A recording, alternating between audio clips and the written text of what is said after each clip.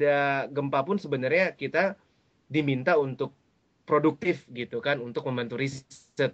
Nah, memang beasiswa itu adalah bagian dari riset kalau menurut saya. Nah, mengenai motivasi kemanusiaan atau karena ibadah, tentu ada juga yang teman-teman seperti itu, Pak. Gitu, dan saya rasa itu dan rahasia masing-masing ya Pak ya. Tapi memang yang saat ini berkembang di isu yang ada di milis PPI Jepang sendiri, memang ada yang bilang, ayo teman-teman kita tuh sudah baik Jepang, kita sudah ini mari balas budi. Ada yang memang enggak, ada saya kesini nggak pakai beasiswa kok gitu. Emang harus balas budi pakai apa? Orang saya nggak hanya nilai-nilai kemanusiaan saja gitu. Ada yang ya kita Muslim gitu, Muslim eh, saat ada orang kesulitan ya saat kita menunaikan apa yang disuruh Allah yaitu membantu ya kita bantu mereka sebisa kita gitu. Ada yang memang membantu dengan cara pulang karena dengan mereka ada di sini mereka nambah ribet misalnya gitu kan. Kenapa nambah ribet?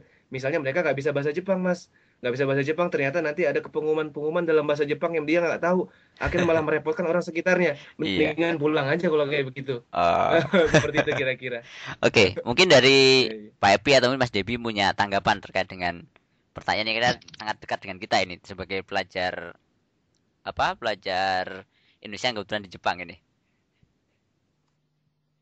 Silakan Pak Debi dulu, Mas Debi yang ahli nuklir. Iya. Oh, Mangga silahkan. Jadi sebenarnya tadi mau menanggapi yang disampaikan Pak Epi yang terkait mahasiswa UIN itu. Jadi memang sekilas saja mungkin 1 menit Oke, ya. sekilas Mangga. Jadi ya, jadi memang sebenarnya kalau kita melihat tadi mau solar, mau angin, Win. ya itu monggo aja gitu. Tapi mau berapa pulau yang ditanemin kincir angin, terus mau berapa luas atau sekalimantan mau dipasangin dengan solar cell gitu. Karena itu cukup dengan 6 km persegi itu udah bisa di cover oleh PLTN gitu. Dan kalau hitung-hitungan ekonomis itu per KWH-nya cenderung lebih murah untuk PLTN. Dan masalah risiko pun sebenarnya apapun ada risikonya, tinggal manajemen risikonya yang terbaik itu pasti akan diusahakan dan PLTN selalu diperbaiki. Itu. Kemudian yang kedua berkaitan dengan ya tadi sebenarnya sudah disampaikan oleh Pak Farid ini gitu kan, berkaitan dengan ya saya sama lah jawabannya bahwa saya dari beasiswa itu sebenarnya udah di dalam tanda petik lah diperas sama sensei harus Sampai segitunya Mas ya. Iya, itu artinya sebenarnya stop di situ. Nah, cuman memang karena kita tadi udah bersosialisasi dengan masyarakat Jepang, kita sudah berkomunikasi dengan mereka, dan di sini sebenarnya kesempatan juga kita menunjukkan bahwa oh orang Islam tuh juga peduli loh dengan mereka gitu.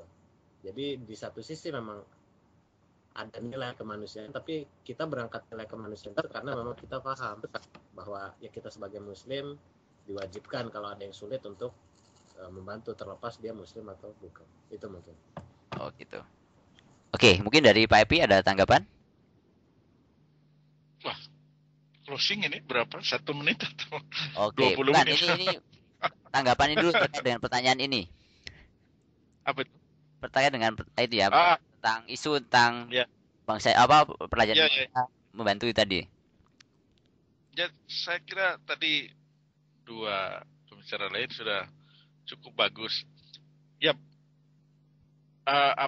dalam Islam kan ketika kita melakukan pertama ya masalah beasiswa katakan. Beasiswa itu bagi kita ya itu bagian dari rezeki Allah begitu kan. Diatur oleh Allah dari mana karena kalau pendekatannya katakanlah payback balas budi agak rentan dengan konflik dalam arti mengundang perdebatan. Nanti orang ada yang bilang Jepang dulu 3 tahun semua diambil ya, seperti cerita bapak saya sampai kain pun tidak punya, akhirnya nenek saya harus bikin kain dari pelepah pisang gitu ya. Yang cantik-cantik diambilin jadi jugun ianfu.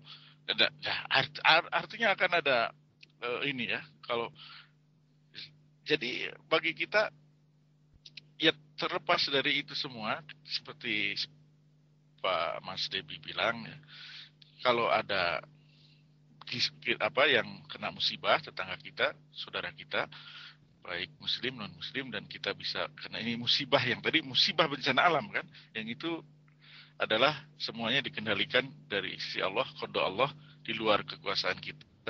kita bisa bantu dengan tenaga, dengan dana-dana, dengan doa dengan menyatakan kita bersama mereka, menggembirakan mereka. Islam secara umum memberikan tuntunan itu kan, ya.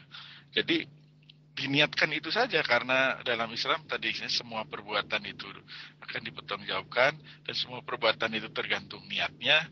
Niat yang baik harus disertai dengan pengejawantahan dalam bentuk perilaku yang baik, ya, tidak sekedar niat baik tapi caranya salah. Nah, jadi tuntunan Islam secara umum seperti itu. Nah, tidak perlu membawa isu-isu yang lain, karena itu akan rentan mengundang kontra. Jadi saya sepakat dengan Mas Debi, kalau masalah nanti dialihkan ke kamu kan dapat beasiswa dan sebagainya, ya itu kan semua bagian dari rezeki Allah buat kita, ya, rizqu biyadillahi wahdah, dan itu pun tidak kita dapatkan dengan taken for granted, tapi kita sebuah upaya, sebuah ikhtiar, sebuah proses seleksi dan sebagainya, dan tidak ada ikatan apa-apa pun ketika kita misalnya mendapat beasiswa harus ikut Jepang, ikut cara hidup Jepang, harus merasa berhutang dengan Jepang, ya, karena mereka pun mendapat yang banyak dari Indonesia. Kalau kita mau debat di situ akhirnya jadi debat, ya. Berapa banyak uang yang didapatkan dari Indonesia tiap tahun, ya, dari produk barang dan sebagainya, akhirnya akan terjadi perdebatan, gitu. Jadi lebih baik kita niatkan saja sebagai Muslim, kalau memang kita mampu harta-harta, doa-doa, ya, apa yang bisa kita lakukan membantu orang yang kena musibah, gitu. Oke. Ya, sebagai tuntunan umum dari Islam dalam berinteraksi dengan orang yang terkena musibah, ya kan.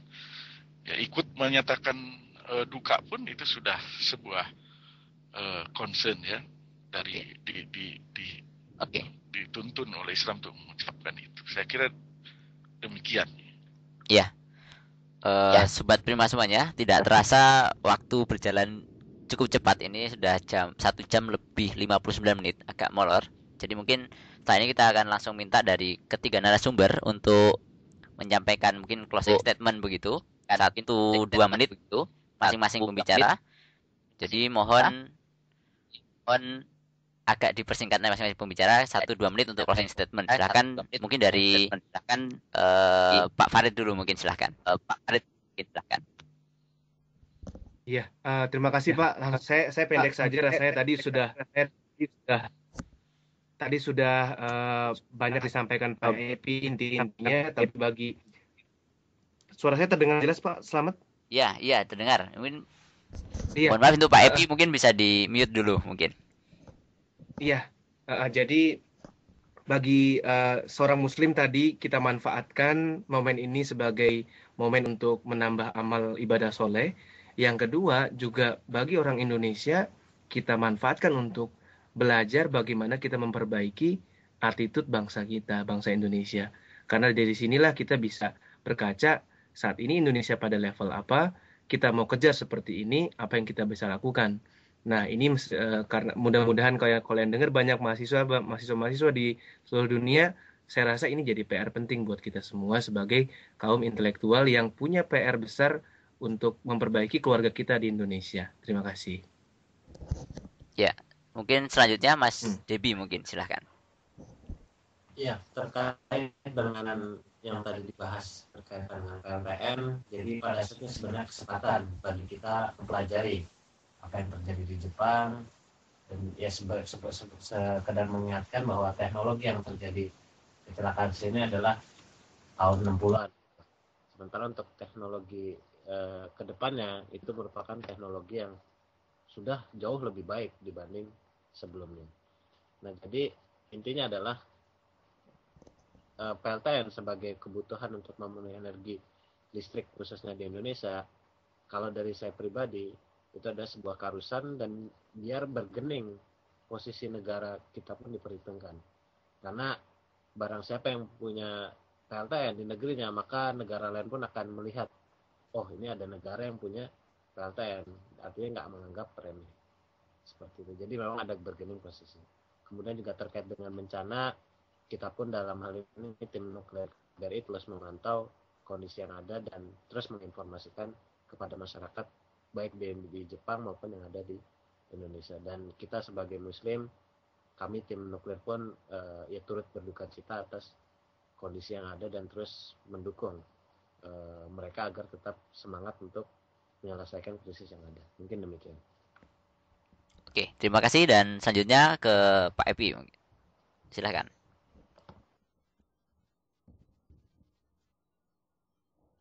Halo, halo. Halo, ya. Ya, sebenarnya saya ada pertanyaan untuk Pak Mas Debi yang ahli nuklir. Soalnya apa katakan Ya, nanti mohon maaf. silakanlah dijawab Ya. kapan-kapan ya. Mungkin bisa setelah ini karena waktunya sangat sempit ini. Mohon langsung statement saja. Intinya kalau Malaysia bikin, kalau Singapura bikin, kalau Brunei bikin kan kena juga kita gitu. Walaupun kita nggak bikin kan, kalau ada PLTN yang meledak. Betul. Ya, nah, ya. Jadi ya kalau dari saya yang lain idem tadi ya. Mungkin hal lain di luar itu.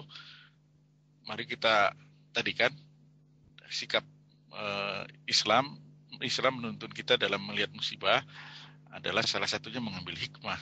Nah, kita lihat ya, segitu manusia berupaya, sudah Jepang dengan hebat teknologinya, dengan membuat beton penghalang tsunami yang tingginya 10 meter, ternyata tsunami-nya datang 16 meter dan sebagainya. Maka tidak ada apa-apanya kita ini di hadapan Allah. Tidak layak sombong, tidak layak adiguna ya, kepala besar.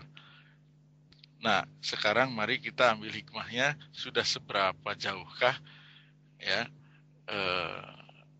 apakah itu hukuman Allah atau peringatan Allah?